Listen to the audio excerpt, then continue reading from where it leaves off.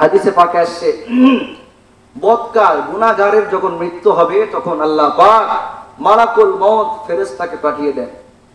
আল্লাহ রাব্বুল আলামিন বলেন, আমার দুশমনের নিকট যাও এবং তার রূহ বের করে আনো।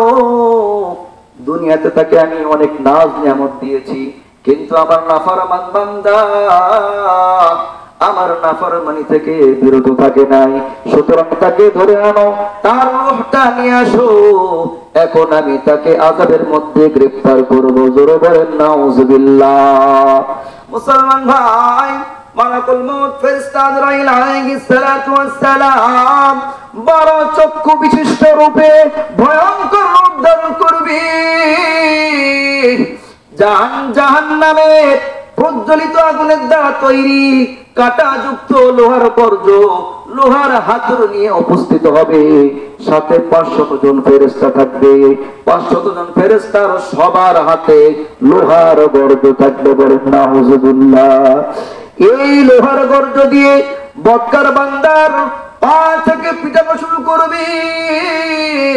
পা থেকে পিটাতে পিটাতে হাঁটু পর্যন্ত নিয়ে আসবে। হাঁটু থেকে আবার পিটানো শুরু করবে।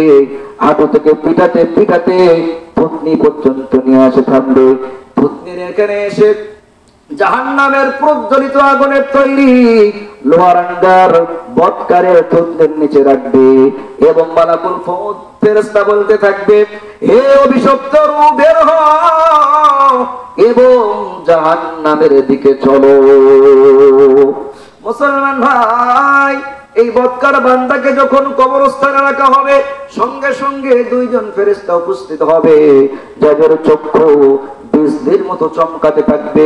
আওয়াজটা হবে ভয়ঙ্কর আওয়াজ, মেঘের মতো গর্জন আওয়াজ থেকে বের হবে। ফেরেশতারা ডাক দিয়ে বলবে, হে মুর্দার জাগো। মুর্দা যখন জাগ্রত হবে, মুর্দারের মাথা থেকে পা পর্যন্ত সমস্ত কাপড়ের কাপড় খুলে পড়ে যাবে। মুর্দারকে জিজ্ঞেস করবে, মান রব্বুকা, তোমার রবকে, ও মা দীনুকা, তোমার দিন কি, ও মান নবিয়ুকা, তোমার নবী কে। মুসলমান ভাই, এই বদকার বান্দা যখন ফেরেশতাদের এমন ভয়ঙ্কর আকৃতি দেখবে, সুতরাং তার যা কিছু জানা ছিল এই ভয়ঙ্কর আকৃতি থেকে সবকিছু ভুলে যাবে। ঠিক না? যদিও তার ইলম ছিল, কিন্তু ইলম অনুযায়ী তার আমল ছিল না, ইলমের তার ইয়াকিন ছিল না। সুতরাং সে সবকিছু ভুলে যাবে। দুনিয়ার জমিনে সে রবকে চিনত না, রবের পরিচয় জানতো না, নবীর নুরানি তরিকায় চলতো না।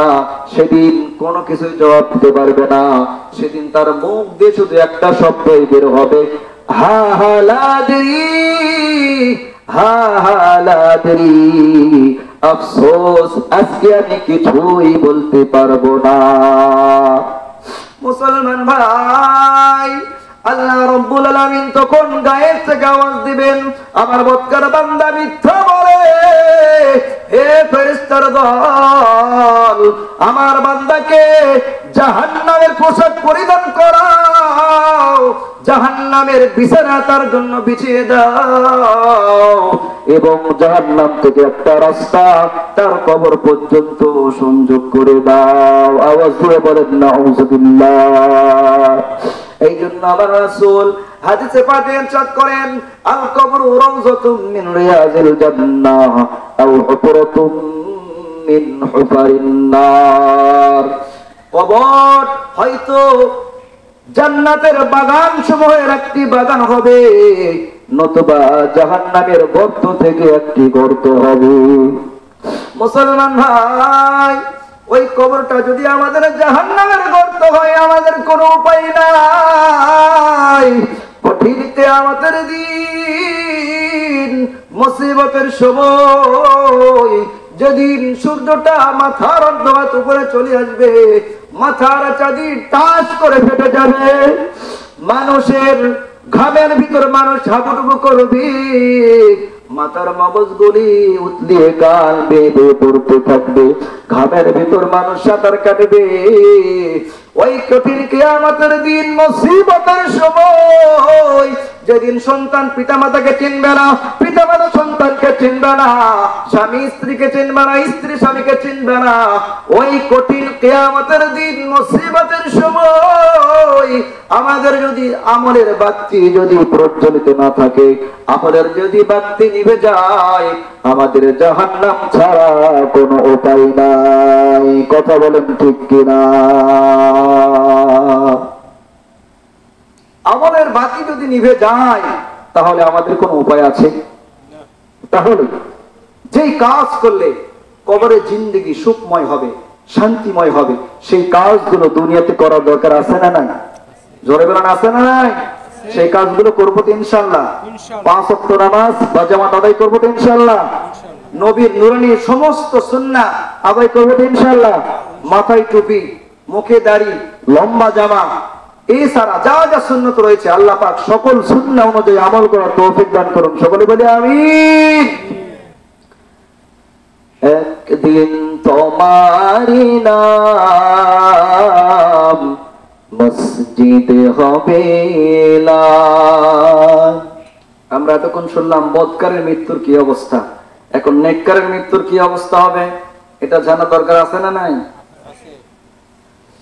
মুসলমান ভাই, হাদিসে পাকে আসছে, যখন নেককার বান্দার ইন্তিকাল হবে, আল্লাহ রাব্বুল আলামিন মালাকুল মউত ফেরেশতা নেককার বান্দার কাছে পাঠিয়ে দিবেন, অর্ডার করবেন, হে মালাকুল মউত যাও আমার প্রিয় বান্দার রূহ নিয়ে আসো।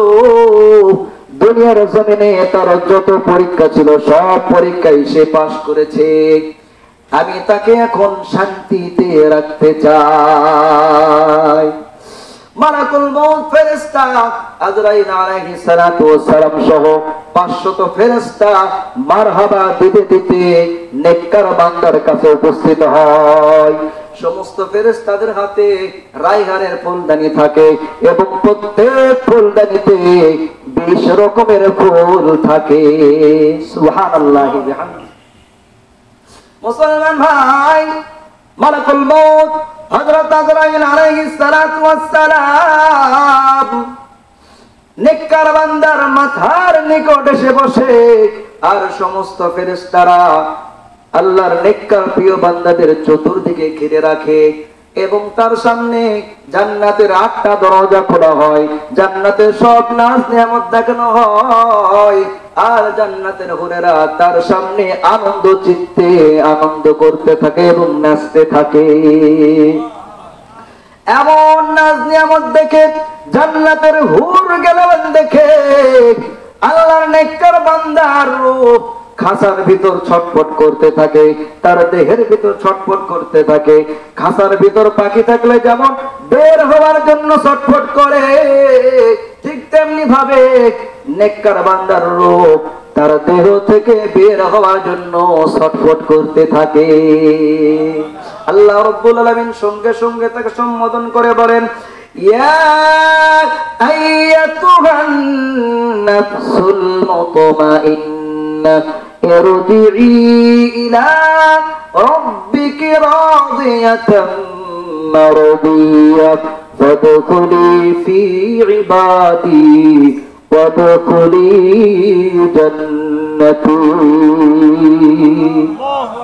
আল্লাহ রাব্বুল আলামিন বলেন, হে প্রশান্ত অন্তর, তুমি তোমার পালনকর্তার দিকে ফিরো সন্তুষ্ট এবং সন্তোষজনক ভাবে, এবং তুমি তার প্রিয় বান্দাদের অন্তর্ভুক্ত হয়ে যাও এবং তুমি জান্নাতে প্রবেশ করো। মুসলমান ভাই, যখন নেককার বান্দার ইন্তিকাল হয়, যখন তাকে কবরস্থানে রাখা হয়, সঙ্গে সঙ্গে 2 জন ফেরেশতা আসে। এরপরে জিজ্ঞেস করে, মান রব্বুকা ওয়া মা দীনুকা ওয়া মান নাবিয়ুকা, তোমার দিন কি, তোমার রব কে, তোমার নবী কে? আল্লাহর বান্দা যখন পরিপূর্ণ উত্তর দেয়, আল্লাহ রাব্বুল আলামিন গায়েব থেকে ঘোষণা করে, হে আমার ফেরেশতারা, আমার বান্দা সত্য বলেছে, সুতরাং তার জন্য জান্নাতের পোশাক পরিয়ে দাও, তার জন্য তার কবরকে জান্নাতের পোশাক, জান্নাতের বিছানা বিছিয়ে দাও, এবং তার জন্য জান্নাত থেকে কবর পর্যন্ত একটা রাস্তা তৈরি করে দাও।